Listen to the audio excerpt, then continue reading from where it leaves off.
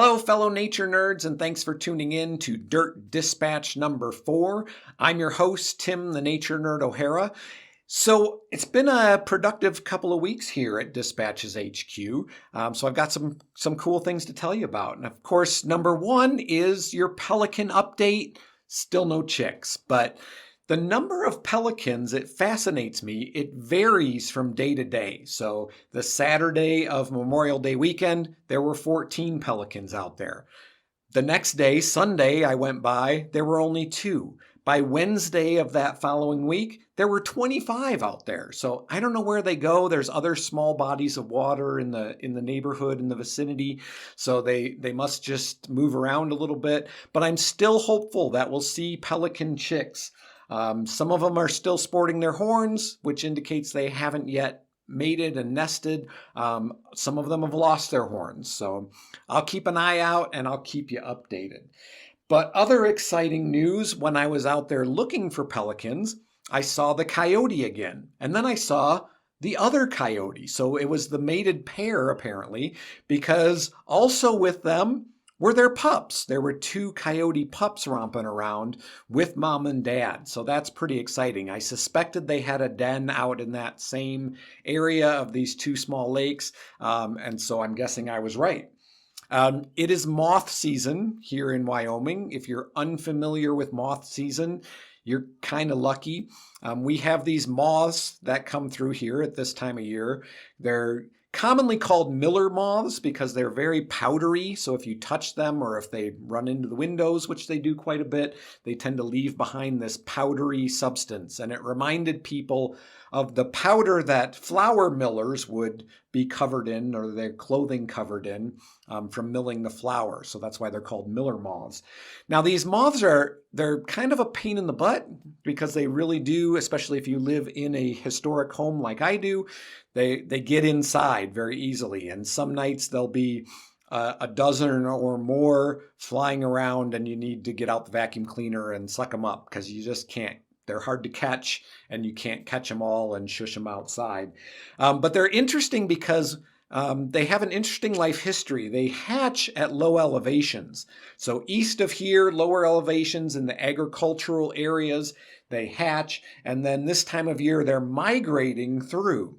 So they migrate through to higher elevations and they spend the summer feeding on pollen and nectar from flowering plants at higher elevations. In the fall, though, they come back. They move back down to lower elevations, although in smaller numbers. So like I said, they're kind of a nuisance because they get in your house, but they don't really cause any damage. Apparently, they're delicious, according to my cats, because my cats like to catch them and eat them if they can, which is not an easy task. And my wife said, well, they can't taste very good. But then I was reading about them, and apparently they do because they're actually an important food source for even animals as large as bears, because their body fat of the moth, these army cutworm moths, they have one of the highest body fat percentages of any animal. Their body fat percentage can get up as high as 72%.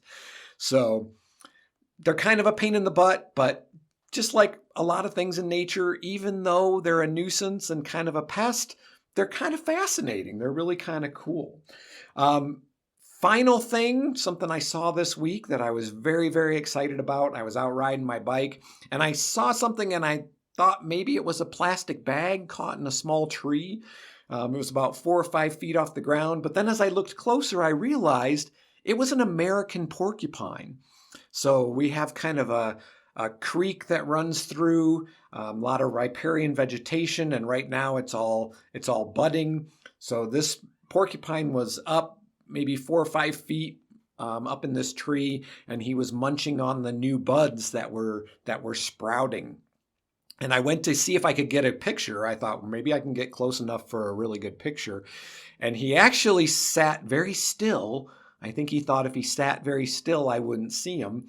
And he let me get very close. Now, I really wanted to pet him. Part of my brain was saying, just give him a little pet. But I resisted the urge to pet the porcupine.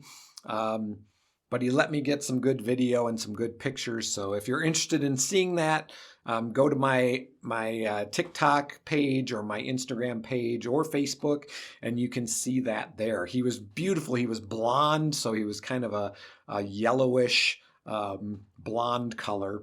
And my favorite thing about porcupines is that their quills are coated in an antiseptic, and that's because porcupines have a bad habit of falling out of trees and impaling themselves on their own quills, which I think is kind of funny. And in fact, I read recently that there was a study done where they examined porcupines after they had passed away naturally, and they found that about 30% of them had healed fractures, they assume, from falling out of trees.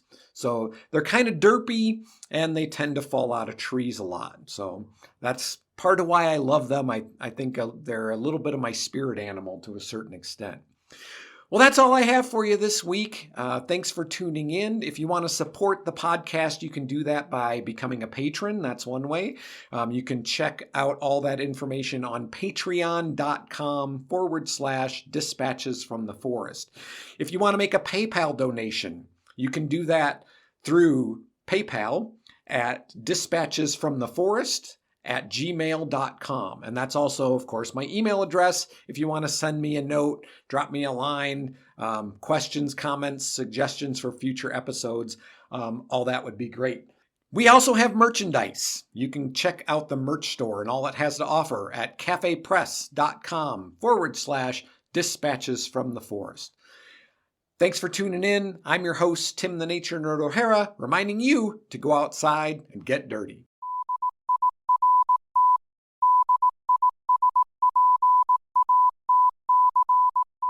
Dirt Dispatches is a production of Dispatches from the Forest and may not be used or rebroadcast whole or in part without express written permission.